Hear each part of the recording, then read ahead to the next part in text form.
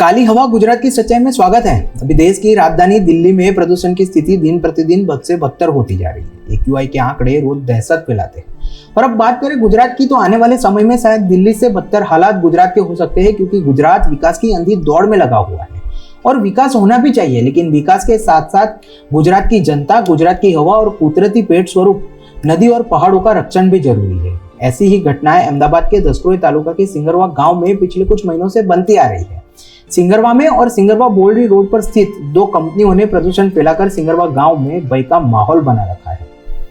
बीती रात सिंगरवा में स्थित Sagar drugs and pharmaceutical private limited company में मोटर फटने से भयानक ब्लास्ट के साथ आग की घटना घटती है। इसमें सिंगरवा गांव के रहवासी एक वक्त के लिए डरे और सहमे हुए थे। अब ये आग की इतनी बड़ी घटना के बाद भी गांव के सरपंच और कंपनी के मालिक मौके पर नहीं पहुंचे, ऐसी लोक चर्चाओं ने जोर पकड़ के रखा है और कई सारे सवाल खड़े कर दिए। अब दूसरी ओर एक बड़ा सवाल है कि सिंगरवा गांव, जिसमें 19,000 से ज्यादा की आबादी रहती है, ऐसे में Sagar drugs and pharmaceutical private limited जैसी केमिकल कंपनियों को परवानगी कैसे मिल जाती है, यह एक बड़ा सवाल है। यह Sagar drugs and pharmaceutical private limited company के जो दृश्य आप स्क्रीन पर देख रहे हो, ये ब्लास्ट होने के पहले के हैं, जिसमें बड़े पैमाने पर प्रदूषण फैलता नजर आ रहा है। ऐसी कंपनियां हवा के साथ साथ भूगर्भ जल भी खराब करके रखी है।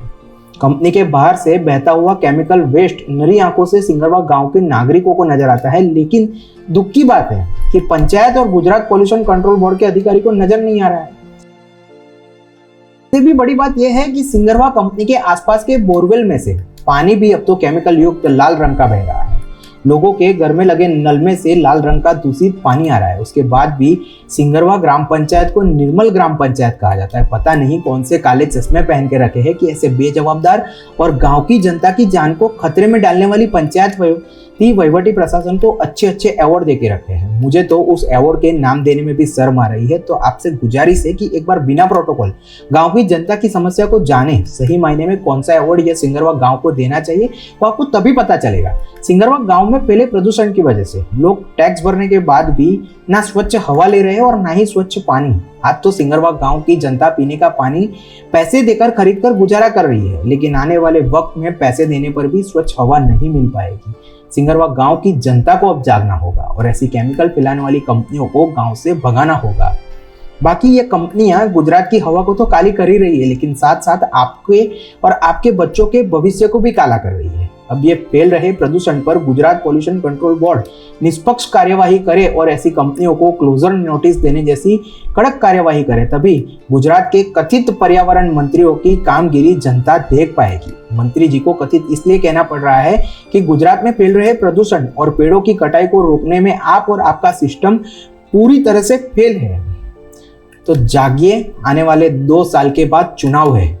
अब तो कुछ कड़क तपास के आदेश दीजिए और गुजरात की जनता को सुरक्षित हवा और पानी दीजिए। और सिंगरवा गांव में चर्चा चल रही है कि ऐसी कंपनियां CSR एक्टिविटी के नाम पर पंचायत को झांसा देकर पंचायत की आंखों में धूल झोंक रही है। तो सिंगरवा गांव के सरपंच और पॉल्यूशन कंट्रोल बोर्ड गुजरात से 2 हाथ जोड़ के विनती है कि सिंगरवा और अहमदाबाद की जनता पर दया करो और तटस्थ कार्यवाही करो।